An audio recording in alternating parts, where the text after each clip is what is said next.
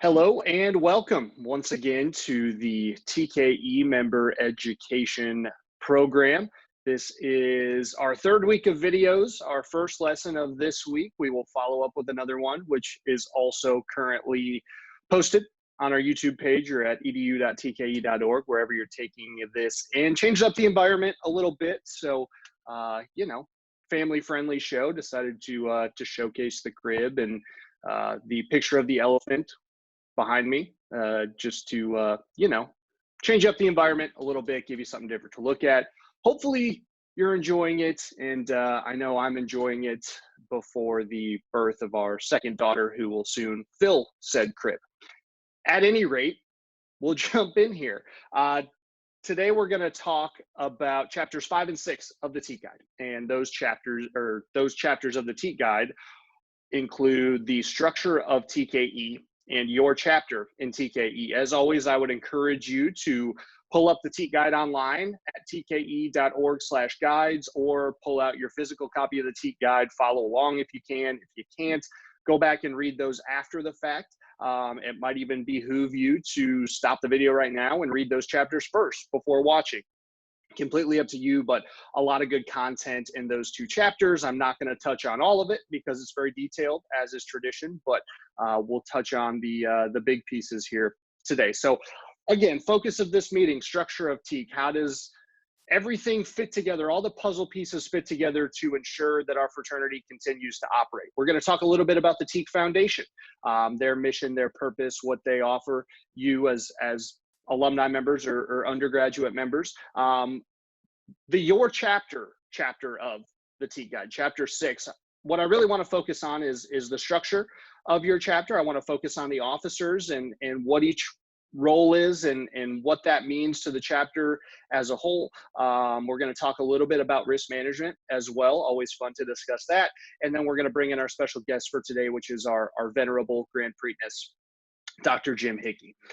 We'll dive right in here, and the first thing I want to do is show you this flow chart, and this is available in chapter 5 of the TEAT Guide. I'm going to come back to it a few times, but this really looks complicated, but if you take the time to look at it and understand what's happening, it really helps describe the way that the fraternity is constructed and put together, and I'm going to talk about a few of these pieces. So first is the Grand Chapter.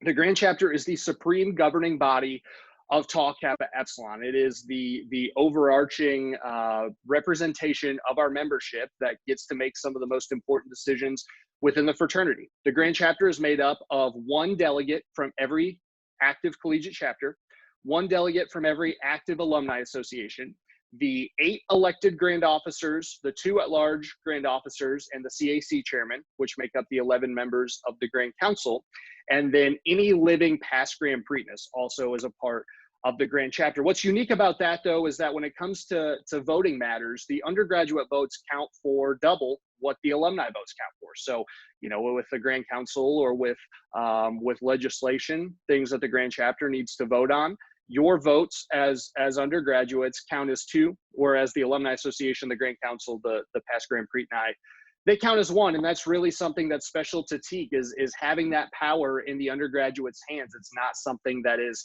common in the fraternity world. We're pretty unique in that respect, but it was important as our bylaws were being created, as the Black Book was being created, that our undergraduate members really felt a sense of power and responsibility in what goes on with the fraternity. And then the meetings of the Grand Chapter, that is conclave. Once every 2 years, aside from all the other fun stuff that happens at conclave, the brotherhood events and the education and the service project, really the core focus of conclave, the reason that conclave was created in the first place, was to serve as the meeting, the official formal meeting of the Grand Chapter. So that's why we use conclave to vote on some of those items as well. If we skip back to the flow chart, you'll see obviously the TEAT chapters make up the Grand Chapter, which then in turn oversees and votes on the Grand Council. Already mentioned this, there are 8 elected grand officers, there are 2 at-large members, and the CAC chairman, the Collegiate Advisory Committee chairman. The 2 at-large members were added about 10, 12 years ago to the Grand Council, and the reason for that is because the Grand Council at the time identified that there were some knowledge gaps with our board of directors. There were some experience pieces that were missing. Adding those two at-large members that are appointed by the Grand Preakness rather than voted upon by the Grand Chapter allows the Grand Council, let's say, you know, there's no one with a strong financial background that's voted into the Grand Council, or maybe there's no one with a strong background in higher education, and that's so important in our fraternity's landscape.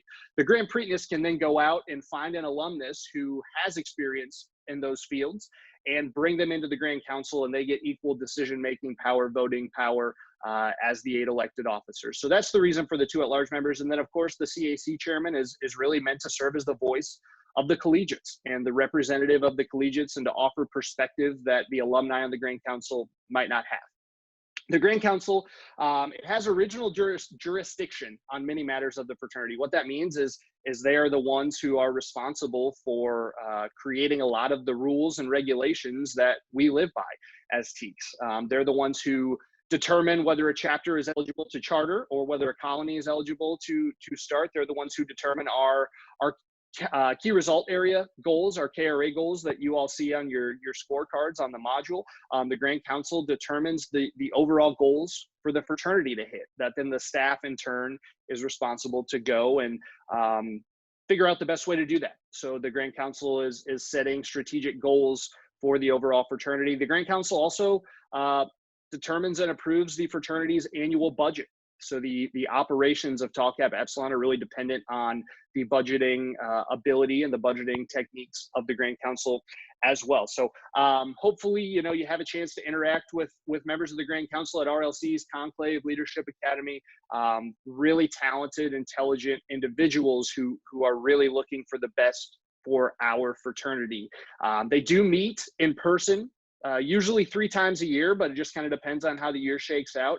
And outside of that, they are always on phone calls. There are some committees within the Grand Council that function, like a finance committee, a risk committee, a programs committee, that all have regular phone calls as well. So the Grand Council is always working. It's made up completely of volunteers. These are not guys who get paid to be on the Grand Council.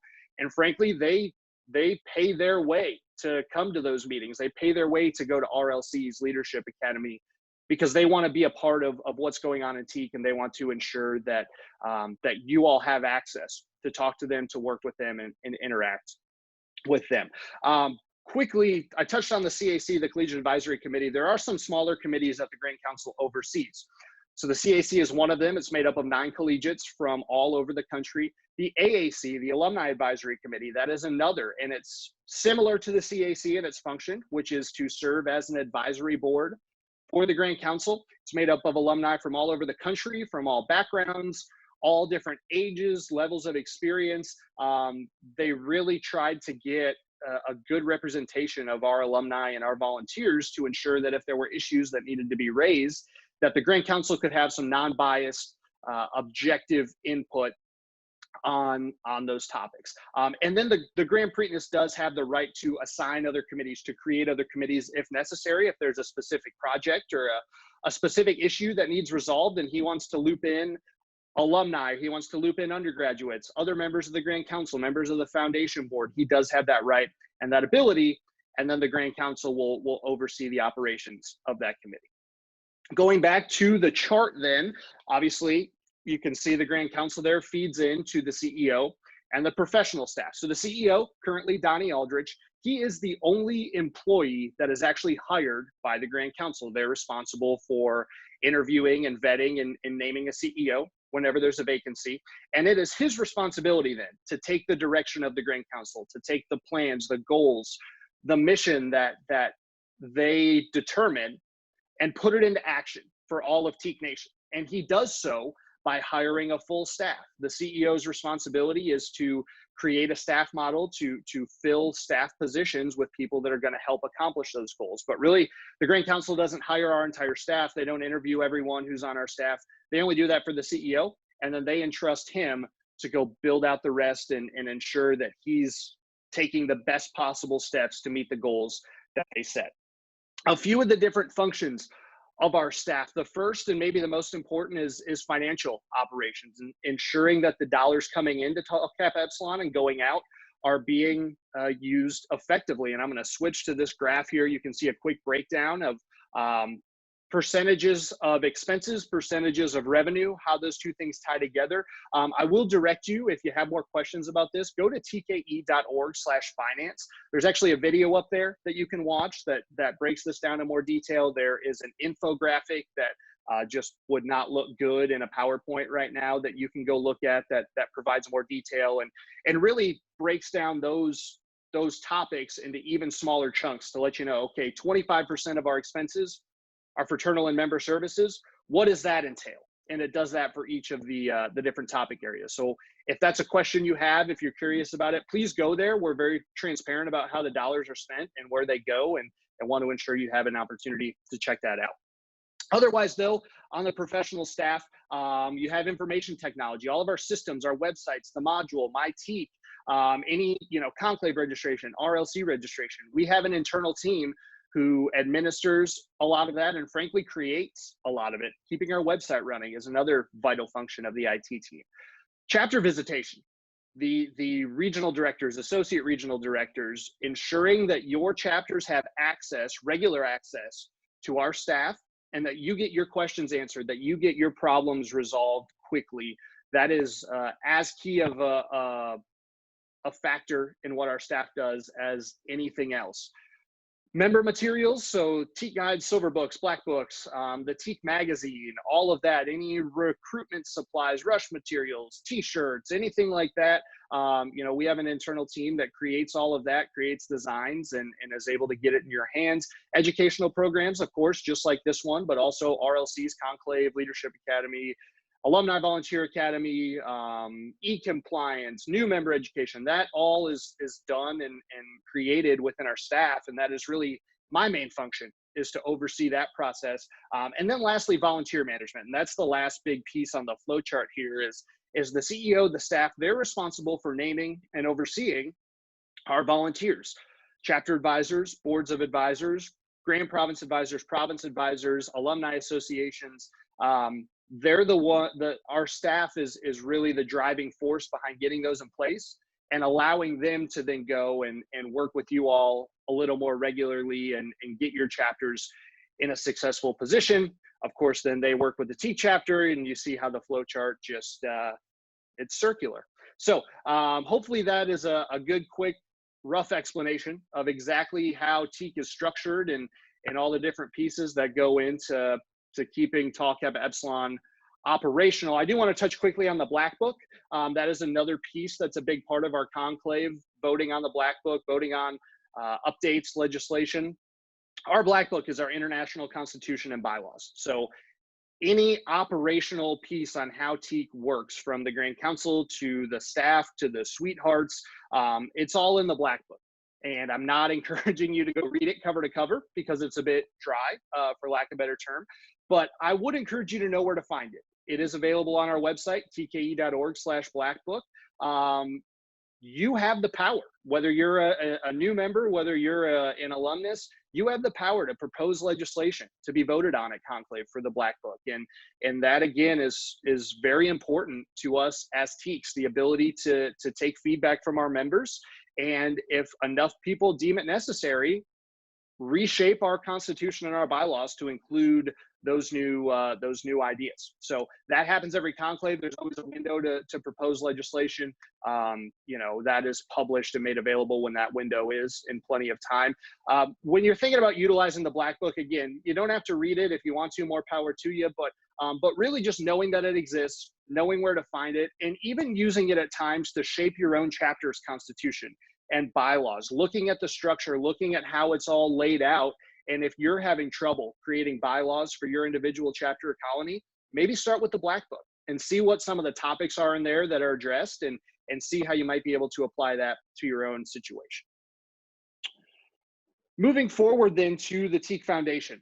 This is the last portion of the 5th chapter of the TKE Guide. The TKE Foundation is really a very important piece of the overall fraternity experience. Their main function is to support Tau Kappa Epsilon and its members with scholarships and with grants for TKE programs. They operate completely on donor support. They operate 100% on the generosity of our alumni. And hopefully as you graduate and gain some stature and gain a position in life where you're able to give back, you consider giving back to the TKE Foundation, because a lot of the experience that you have as undergrads, whether you realize it or not, it is shaped by the TKE Foundation and other donors who are generous enough to ensure that RLC costs stay reasonable, ensure that if you go to Leadership Academy, you only have to pay $150 for the entire week. Scholarships is another big piece. Make sure you're applying for the scholarships, that you're throwing your name in the hat, because even if it's $250, $500 to help you with your educational costs,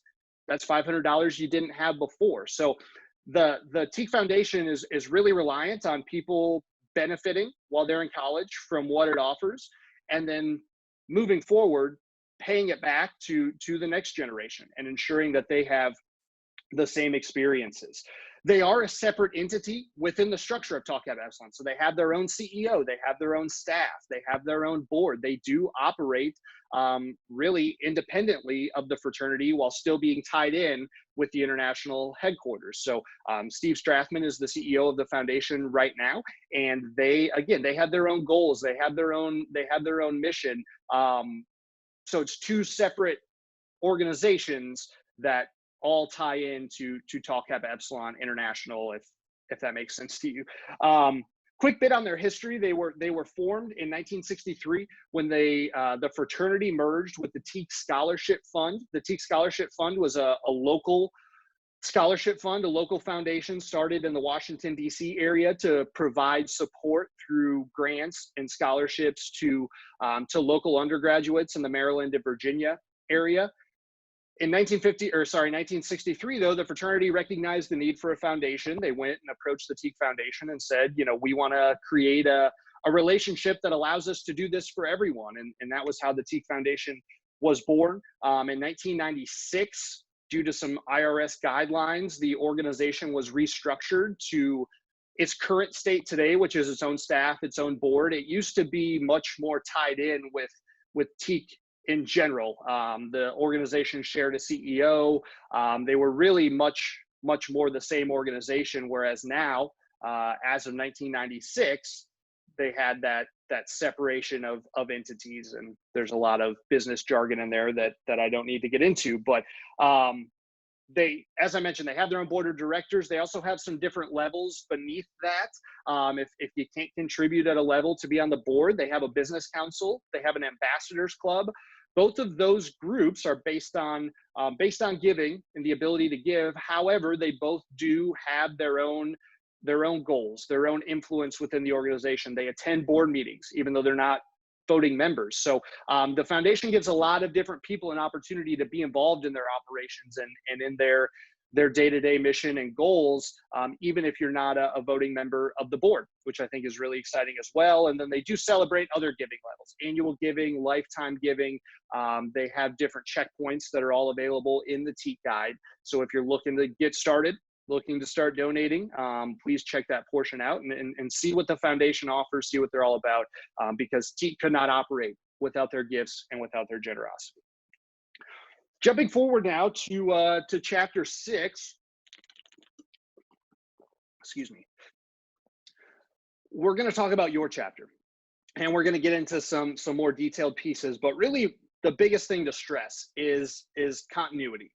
And that's hard because there's a new group of officers every year, and every 4 years the membership turns over entirely. 4 or 5 years from now, there's going to be no members in your chapter that there currently are. Everyone's going to be an alumnus that's in school right now 4 years from now, and the entire chapter is going to be made up of individuals that you didn't have an opportunity to meet when they were potential new members and give bids to and initiate.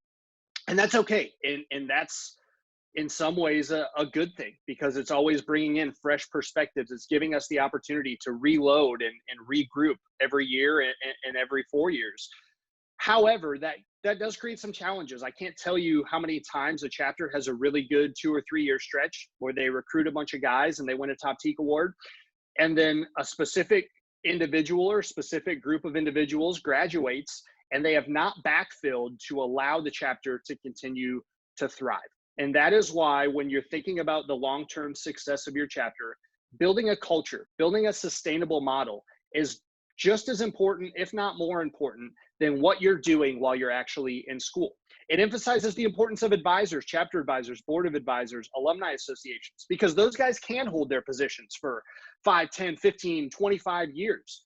And they can get all those different perspectives. They can see how things change over time, and they can use their influence to ensure that the chapter stays strong. And our strongest chapters, our biggest chapters, our best chapters, they have a consistent presence from alumni advisors who have been around for a very long time. And that's not a coincidence. So if your chapter lacks a chapter advisor, or maybe the board of advisors isn't super engaged, I would really encourage you, reach out to our office and see what we can do to work together to fix that, because it is so important when it comes to long-term success, long-term goals, to have that steady presence of advisors. And at the end of the day, the chapter, it relies on the individuals that make it up. The Alpha Chi chapter, the Beta Sigma chapter, it doesn't matter what the letters are. What matters are the people, the membership, the individuals who are giving that chapter life and breathing life into it day in and day out. And that just puts an even bigger emphasis on recruitment, on who you're bringing in, on the character, the quality of the individuals that you are giving bids to and initiating, because they're the ones that are going to either continue the success you're having, they're going to turn the chapter around if you're not having success, or they're going to sink it, for lack of a better term. We're going to talk a lot more about recruitment next week. I hope you'll join us for that. I'm really excited about that lesson. But I just want to spend a little bit of time talking about what makes a chapter tick. And if you are a new member, starting already to think about some of the things that you need to do to ensure that your chapter or colony is able to thrive moving forward. Of course, the officers play a vital role in that. We're gonna rapid fire here through each of the 8 offices and what they bring to the table. First, your Preakness. This is the lead guy, obviously, the chapter president, the CEO, if you will. This is the guy who's forward facing, who's meeting with the school, who's having conversations at a much higher level, and who's building a plan and overseeing that plan for chapter success. So this position is not for the faint of heart. Excuse me. And I think a lot of people get into it from a popularity standpoint. Who does everyone like the most? That guy becomes the Preakness at some point. I would really encourage you to consider who's going to do the best job, who's the most organized, who's the most together, who has the best perspective on how the chapter needs to run. That's the guy that needs to be in that seat.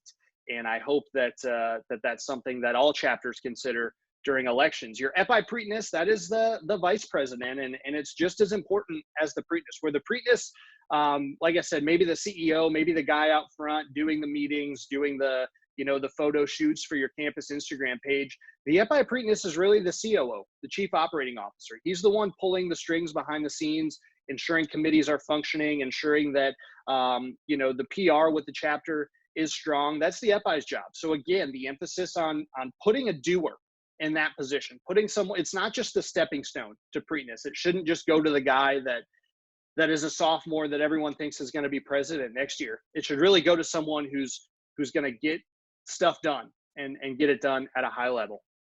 Your grammateus, obviously that's your secretary, responsible for correspondence, responsible for recording the proceedings at chapter meetings. Your Chrysophilus, this is your chief financial officer, your treasurer. This is the guy handling the books. And the biggest thing with the Chryso is that needs to be someone who can operate autonomously.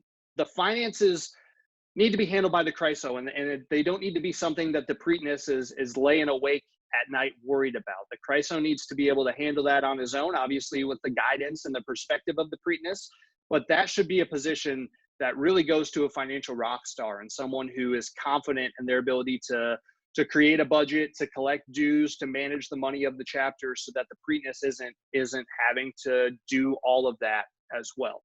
Your chapter historian, again, someone who's going to record the history of the chapter, submit information to the TEAT guide, handle contact information, keep contact lists, and be responsible for alumni relations. Be responsible for putting alumni events together, handling alumni correspondence, ensuring that the alumni of your chapter are kept well informed and have a good feeling about everything that you all are doing.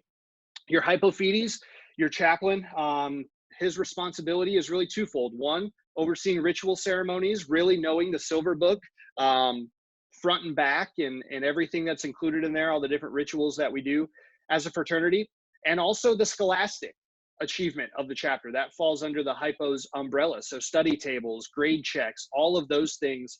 The hypo really needs to be someone who is solid academically and has a good sense of study habits and test taking and all that, so that he can offer his guidance in his role. The Pylortes, this is your risk manager. Sergeant at Arms obviously handles the doors at meetings and make sure that the chapter room is in good shape and set up for meetings each week, but also having a good sense of our risk policies, which we're going to talk about here in a second, and making sure the chapter's following those. That is the responsibility of the Pylo. And then lastly, your hegemon, your member educator. He is, yes, responsible for the education of candidates, of new members, but also the continuing education of the entire chapter. The entire chapter needs to constantly be developing its abilities and constantly be learning new things, whether it's about the fraternity, whether it's about your campus, whether it's about life in general. The hegemon's job is to build a plan that's going to allow members to not just get through new member education and then never learn another thing about TKE or about life or whatever it is that you find important. It is very, very vital to the ongoing success of the chapter that the hegemon is really taking his duties as the member educator seriously. When we talk about committees, I won't go through all of those. You can see some of the different committees there that are suggested, and a lot of chapters have their own committees, and that's great as long as they align with the values and the mission of the chapter. The couple I want to touch on first are the recruitment committee and the importance of the recruitment chairman. And once again, we're going to talk about that more next week. The recruitment chairman should not necessarily be the best recruiter in the chapter. He can be, but he doesn't need to be. The recruitment chairman needs to be organized, needs to have a good understanding of recruitment policies on your campus, and needs to be dedicated to putting on successful events and putting together a successful strategy for securing new members. He doesn't need to be the face guy. He doesn't need to be the one that's closing deals. There are tons of members who can handle those roles. The recruitment chairman really needs to be the one who's putting all of that in place, putting that structure in place, so that your good recruiters, your rock star recruiters, all they have to worry about is going to work and getting guys in the door and getting them to join the chapter. And that goes for the entire committee. So I know a lot of chapters just take the guy who's the best recruiter, slap recruitment chairman title on him and tell him to go to work. And that doesn't always work out because he might not be the most organized. He might not be the one who's got a good sense of what a good recruitment or good rush week looks like. Consider that as you consider whether you want to be a recruitment chairman or if you're responsible for appointing a recruitment chairman. Last committee then I want to touch on, again, outside of those others where you can see suggestions for some committees that should exist, is the MQB, the Membership Quality Board. And each chapter does this a little differently, but at the end of the day, the MQB is responsible for ensuring that all the members of the chapter, the officers, the new members, and everyone in between is following the guidelines, the bylaws, the regulations that are set forth in the Black Book and that are set forth in your individual chapter constitution. So doing membership reviews at times isn't pleasant. And sometimes as a member of the MQB, you have to come down on your friends, on your brothers. Heaven forbid you have to kick someone out. But the MQB needs to operate in a way that if that does need to happen, it happens quickly and it happens efficiently, because as we all know, one or two bad individuals, they can sink the success of an entire 80-man chapter. And the MQB needs to stay on top of it so that that doesn't happen. Quickly, chapter meetings and retreats. There's a couple of resources at the end of this that I'll share with you, but biggest things with meetings and retreats are like have an agenda and have a sense of how long these things are going to take. Chapter meetings should not be 2.5 hour long affairs. I would challenge you that everything that needs to be done in a chapter meeting, if it's being done right, can happen in 45 minutes to an hour, because a lot of that work can go to committees. A lot of the decisions can be made by committees, which is then shared by the chairman to the entire chapter, and either A, here's an FYI, this is what we've been working on, or B, let's vote on this real quick. But have a committee structure and a chairman structure in place that allows you to hold efficient chapter meetings and retreats. And that's where, you know, the retreats come in, are planning for the future. I think that Um, an annual chapter retreat with everyone is suggested, and a biannual officer retreat with the officers to think about the long term, think about the goals for the semester, the goals for the year, the goals for the next 5 years. That all happens at a retreat. That's not going to happen in the course of a normal chapter meeting, or at least it shouldn't. A retreat is an opportunity to get away, go to another room on campus, go to an offsite location, someone's house, someone's cabin, and really dig into a few specific topics, a few specific problems, where everyone can focus their attention on that for a day or two and really get to work. That is what a retreat is for. And there's, again, a little more information I'll share at the end about best practices there. Last big piece then that I want to share is risk management. This is not a super exciting topic, I know, that a lot of people like to talk about, but it's extremely necessary. There are our risk guidelines in the TKE that's also available at tka.org/risk. There are 5 different areas that our risk management guidelines cover. Alcohol and drugs, which does include the hard alcohol ban that went into effect, depending on when you're watching this, within the last 1.5 years, 2 years.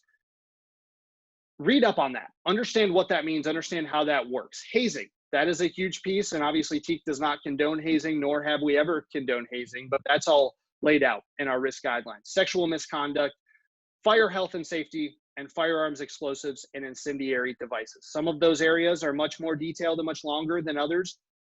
Do yourself a favor and read those. It's not going to be the most exciting thing you've ever read, I know that, but having an understanding of what those guidelines entail, that might be the difference in one decision that makes the difference in your chapter's success or failure. Maybe you're talking about what to do for a rush event, or you're talking about what to do for a social event, and someone brings something up that in the back of your mind, you know is wrong. In the back of your mind, you know goes against our policies, TKE's policies. Raising that issue and having that knowledge could save you a ton of trouble, and ultimately could help save your chapter and allow it to continue to operate and thrive, and going down to e-compliance. That's why we do e-compliance every single year for every single member, so that you have an understanding of what's expected of you as a member, what's expected of your chapter or colony, and how to go about ensuring those things happen. So risk management is a topic that can lead down 100 different paths, but at the end of the day, knowing our risk policies, having an understanding of what each one of those topic areas entails, what's right, what's wrong, what's allowed, what isn't allowed, that can really, again, save your chapter from some of the consequences of breaking those policies, which can go everywhere from a semester of social probation to moving a chapter to non-operating status.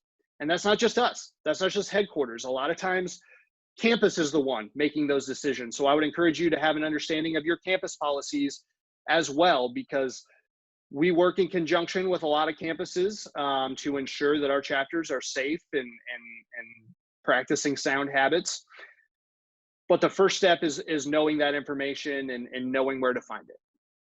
I want to shift now to our venerable Grand Preakness, Dr. Hickey. He's got some perspectives on both the Grand Council and the structure of TKE and the chapter side of things. He had a chapter experience that was very unique, and that, you know, he had to work with a lot of individuals he didn't see eye to eye with, and help to build his chapter culture up from within. And so I thought he would be a good resource for us to speak with here today, and hopefully you take away a couple of good nuggets of wisdom from what he has to say. And welcome now to our venerable Grand Preakness, Frater, Dr. Jim Hickey. Jim, first and foremost, how are you? How's the family doing?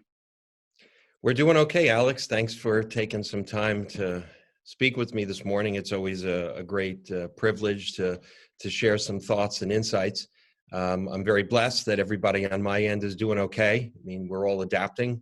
I'll say we're healthy, but everyone is struggling. You know, we're all climbing the walls a little bit with this social distancing. Man is a social being, and this situation is preventing us from being social in the way that I think we are ordinarily accustomed to be. What a better time than now, though, to allow your 4 semi-grown children to all bond and interact and really get to know each other, though, right? I'm sure they're just soaking up this time and enjoying each other's company locked inside their house. I guess there are moments when they are soaking it up, because it, in a strange sort of way, the situation does give you an opportunity to do some things that you probably will kick down the road a little bit, like watching a family movie or something along those lines. Definitely. Yeah. And we appreciate you being with us. Appreciate you offering your insights. I want to start with where we started this video really in the beginning, which was talking about the structure of Tau Kappa Epsilon and how each layer kind of feeds into the next layer and how it all loops back to the grand chapter and your role as Grand Preakness and the Grand Council's role in general. How would you describe that maybe to someone who is either new to the fraternity or hasn't had a lot of experience with the fraternity? What is your main function? What's the Grand Council's main function, and how does that all allow Tau Kappa Epsilon to continue to tick? Well, the Grand Council essentially functions as a board of directors or a board of trustees. We are volunteer members of the organization. We give our time, our talent, our treasure, because we are committed to the mission of Tau Kappa Epsilon. And our main focus is to think at a high level, to think generatively, to think strategically, to act in the fraternity's best fiduciary interests. And that's another big piece of what we talked about was the fiduciary side and the financial side of things. How is the Grand Council involved in making those decisions with the finances? You know, what does the Grand Council do to be the best stewards of Tau Kappa Epsilon's dollars to ensure, once again, the fraternity continues to thrive? Well, speaking at the highest possible levels, or speaking theoretically, the job of a board of trustees or a board of directors in a nonprofit organization like Tau Kappa Epsilon is to, one, approve and advance the mission. Number two, to hire a CEO to carry out the mission. And then three, to approve an annual budget to give the organization the resources it needs to fund the mission. So much of our work focuses on those three things. We talk a lot about mission. We work very closely with the Chief Executive Officer, Donnie Aldrich, and we spend a lot of time producing and monitoring our finances. Yeah, and we talk about that too. We talk about the staff, the CEO, and some of the main functions of the staff. We talked about that a little earlier, so I'm glad you brought that up.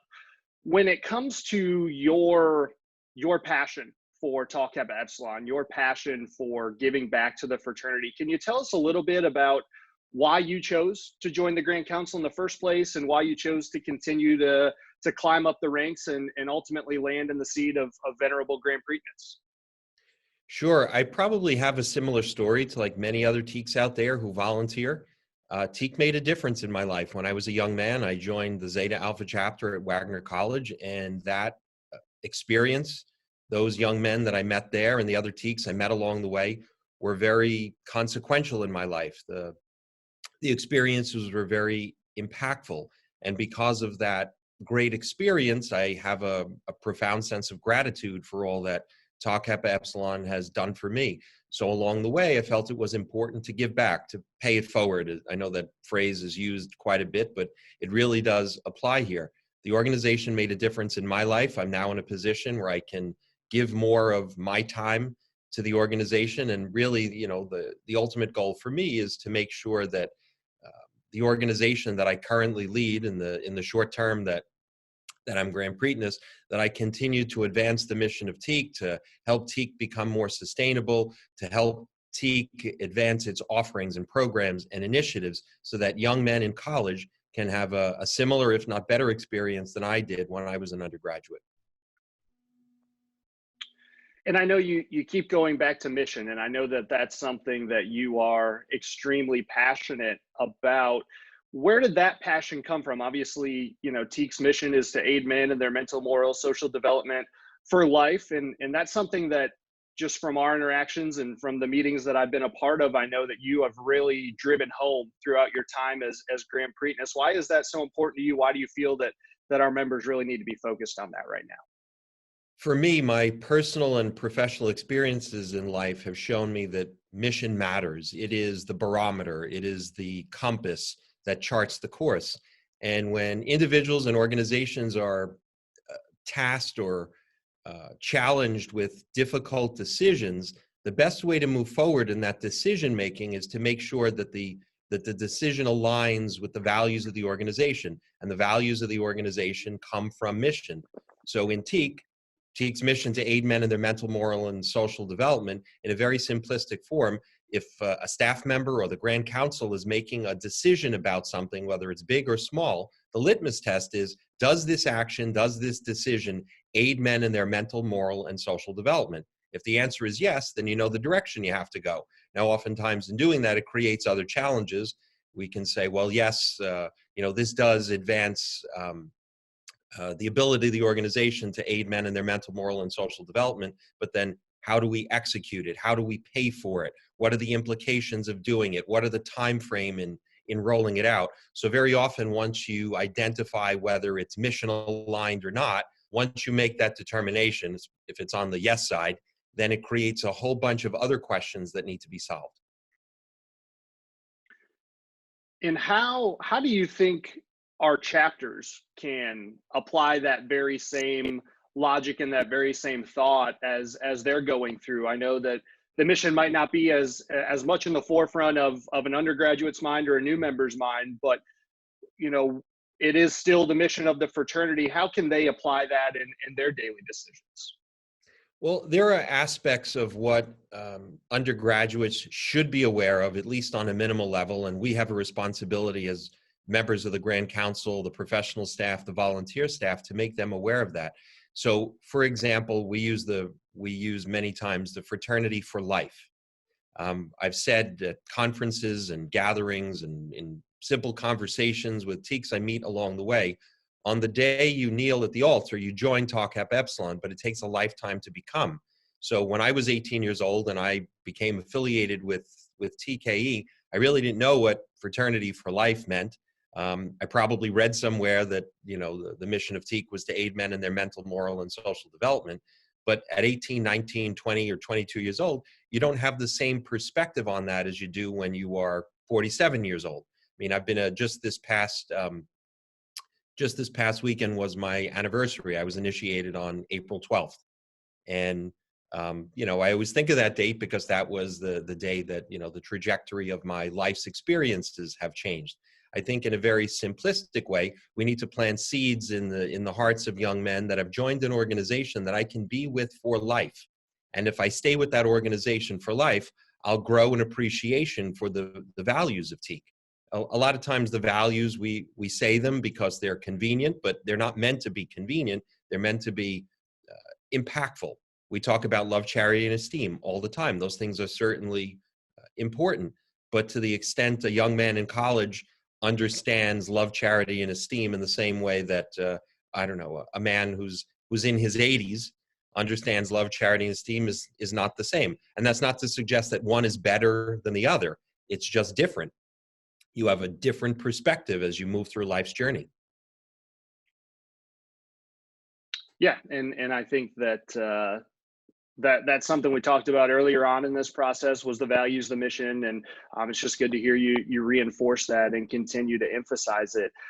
I want to shift a little bit now to the structure of the chapter, and that's another big piece that we talk about in this video is building a chapter up and filling the officer positions and filling the committees.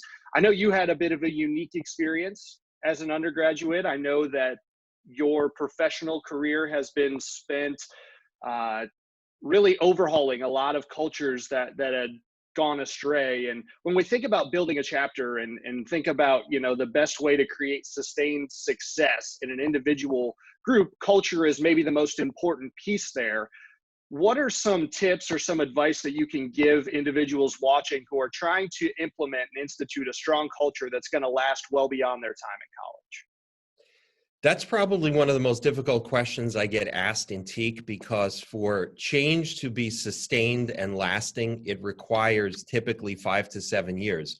So when you are working to transform an organization, you need that time frame, but you also need sustained leadership. So there's a lot of research out there that suggests that organizations that do best, that are most transformational, whether they are for-profit businesses or nonprofit organizations, the ones that have lasting impact, the ones that have the most transformation, are the ones that have sustained leadership. But in the undergraduate ranks, they're only there 4 years.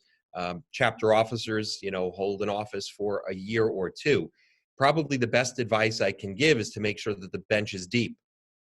So recognizing that you have a year as Preakness, maybe 2 years as Preakness, those men holding those positions at the undergraduate level should be looking to fill their ranks, to fill the bench with people who have talent and vision and dedication that can continue the legacy. In a similar way, and we do that at the Grand Council level. I mean, our terms as Grand Officers are only 2 years, though many of us spend several years on the Grand Council. We're only in our respective positions for 2 years.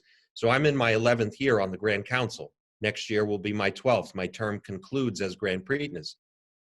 So everything that I'm trying to push forward as Grand Preakness, it started with my predecessor, Chris Hansen, probably started with his predecessor, Rodney Talbot, and God willing, it will continue with my successor. And that involves some measure of communication to make sure that the men who are committed to this, that we are aligned, that we have similar perspectives, that we are engaged in conversation.